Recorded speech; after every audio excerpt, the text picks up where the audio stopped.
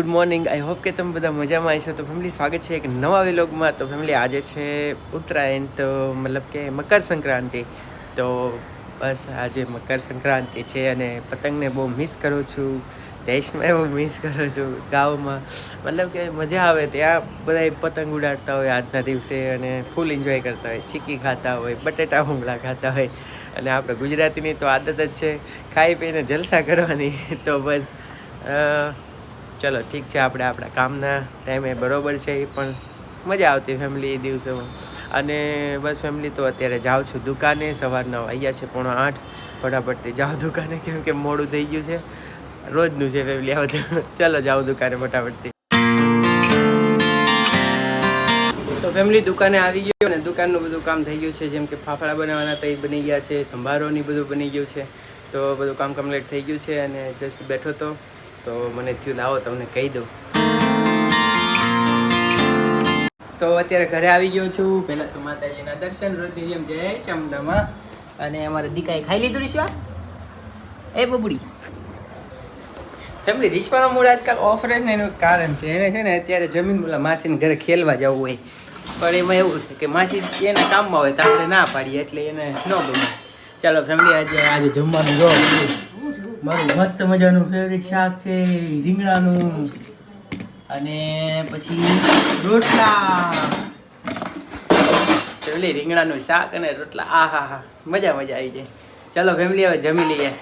Family જમી તો લીધું, પછી જમી કાઢવીને પછી મસ્ત મજાના અહીંયા શિવ મંદિરે આવી ગયા હતા ભોળાનાથના દર્શન કરવા. અને દર્શન કરવાના બાકી હતા, પણ પહેલાં અમે આ તલની ચીકીના લાડુ હતા ને એ બધાને વેચ્યા, કેમ કે આજે છે ઉત્તરાયણ એટલે કે મકર સંક્રાંતિ. તો પછી મકર સંક્રાંતિનું અમે હર વર્ષે આવીએ છીએ અને અહીંયા બધા બેઠા હોય ને એ બધાને તલ સાંકળીની આપીએ છીએ, તો બધા ખુશ થાય એટલા માટે. અને આજે એમ પણ રીશવાના મમ્મીની તબિયત થોડીક છે ને શરદી જેવું થઈ ગયેલું છે, એટલે આમ એને પછી માસ્ક પહેરાવી લીધું. મેં કીધું હાલો આપણે જઈ આવીએ, હર વર્ષે જાય છીએ એટલે. તો પછી આવ્યા હતા અને બધાને આપી દીધું. આ રીતે બધા રાજી થઈ ગયા, એમ કે બેઠા જ હોય, મકર સંક્રાંતિ હોય એટલે બધા પછી રાજી થાય એટલા માટે.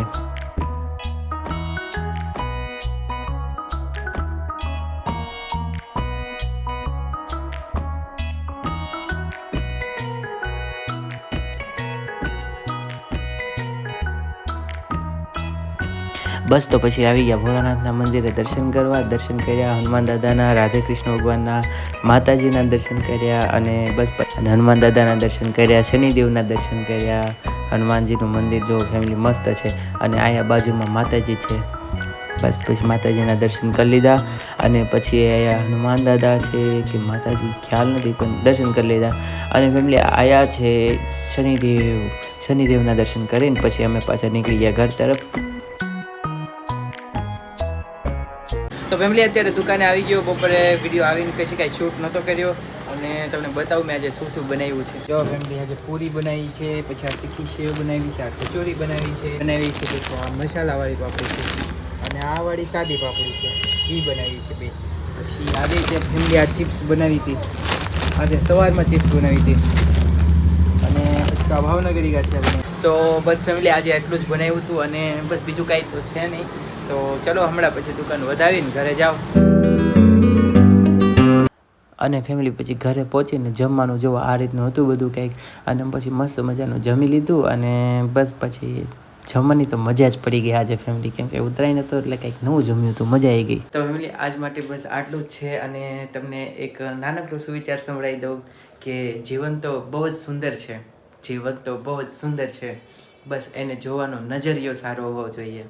શુભરાત્રિ, બાય બાય, આવજો, જય માતાજી, જય શ્રી કૃષ્ણ.